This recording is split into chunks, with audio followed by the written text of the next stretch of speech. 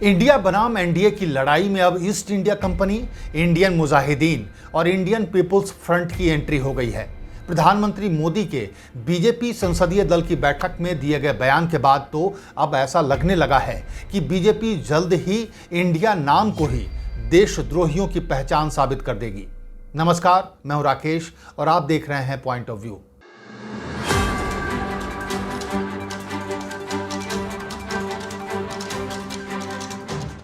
खबर है कि प्रधानमंत्री नरेंद्र मोदी ने मंगलवार को बीजेपी संसदीय दल की बैठक के दौरान 2024 के लोकसभा चुनावों के लिए विपक्षी दलों के गठबंधन इंडिया पर हमला बोला।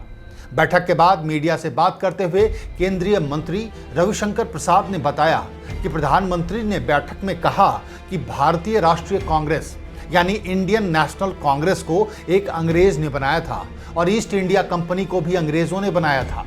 लोग इंडियन मुजाहिदीन और इंडियन पीपुल्स फ्रंट जैसे नाम भी रखते हैं। ये चेहरे पर कुछ और दिखाते हैं, लेकिन सच्चाई कुछ और होती है।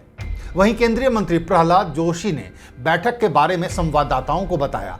पीएम ने कहा कि विपक्ष के व्यवहार से पता चलता है कि उन्होंने आने वाले वर्षों के लिए स्थायी रूप से विपक्ष में रहने का फैसला किया है।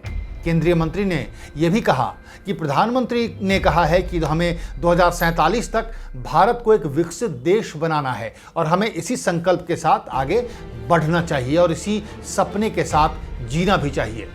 हालांकि किसी भी मंत्री ने यह नहीं बताया कि पीएम ने मणिपुर को लेकर बैठक में क्या कुछ कहा, क्योंकि पीएम मणिपुर पर सदन में कुछ बोलें, इसको लेकर इंडिया की पार्टियां मतलब विपक्षी मोर्चे वाले इंडिया की पार्टियां लोकसभा में बीजेपी सरकार के खिलाफ अविश्वास प्रस्ताव लाने का फैसला कर रही है। खैर, बात इंडिया की करते हैं, यानी विपक्ष के इंडिया की, जिसकी तुलना पीएम ने east India company, Indian Mujahideen और इंडियन पीपुल्स फ्रंट से की।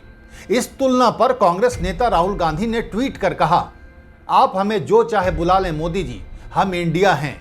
हम मणिपुर को ठीक करने और हर महिला और बच्चे के आंसू पोंछने में मदद करेंगे। हम मणिपुर में भारत के विचारों का पुनर्निर्माण करेंगे।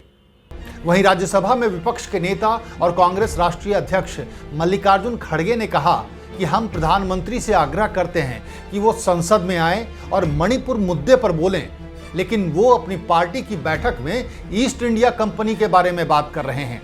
वे विपक्षी दलों द्वारा अपना नाम इंडिया रखे जाने से क्यों डर रहे हैं? मणिपुर का मुद्दा राजस्थान, छत्तीसगढ़ या पश्चिम बंगाल जैसा नहीं है। ये इससे कहीं अधिक गंभीर है। ये देश के पूरे पूर्वोत्तर राज्यों के लिए चिंता का विषय है। मणिपुर के बाद अब मेघालय, मिजोरम में स्थिति बिगड़ रही है। ये अंतर्राष्ट्रीय सुरक्षा का भी मुद्दा है। उन्हें महिलाओं पर हो रहे अत्याचार की कोई चिंता ही नहीं है। विपक्ष को तो पीएम की आलोचना करनी ही थी, लेकिन पीएम ने जिस तरह से इंडिया को Indian Mujahideen, Indian People's Front और ईस्ट इंडिया कंपनी से जोड़ा, उससे सोशल मीडिया भी हैरान हो गया। लोग तरह तरह के सवाल पूछने लगे। भाविका कपूर नाम के एक यूजर ने लिखा, अगर इंडिया शब्द में दोष है तो क्या आप हमें बता सकते हैं कि नीचे दी गई संस्थाएं, पद और कार्यक्रम और नीतियां किस आतंकवादी संगठन से जुड़ी हैं? President of India, prime minister of India, home minister of India, finance minister of India, defence minister of India, other XYZ ministers of India, various ministries of India, BJP for India, team India, skill India, stand up India, startup India, digital India, Khelo India, make in India. कृपया कायरता ना दिखाते हुए उत्तर दें। इसी तरह के कई सवाल दूसरे यूजर्स ने भी पूछे हैं। सवाल जायज भी हैं। अगर इंडिया शब्द का इस्तेमाल विपक्ष ने कर लिया तो क्या पीएम अपने देश के नाम को भी बदल देंगे? क्या इंडिया इतना हल्का नाम हो गया है कि उसकी तुलना आतंकी संगठनों से की जानी चाहिए? अगर राष्ट्रवाद का मतलब यह है तो फिर राष्ट्रवाद को देशद्रोह घोषित कर देना चाहिए।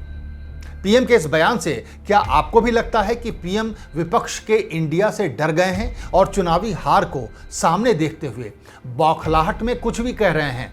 प्रधानमंत्री द्वारा इंडिया की तुलना आतंकी संगठनों के नामों से करने पर आप क्या सोचते हैं? ट्वीट कर हमें जरूर बताएं और चैनल को लाइक और सब्सक्राइब करना ना भूलें। नमस्कार।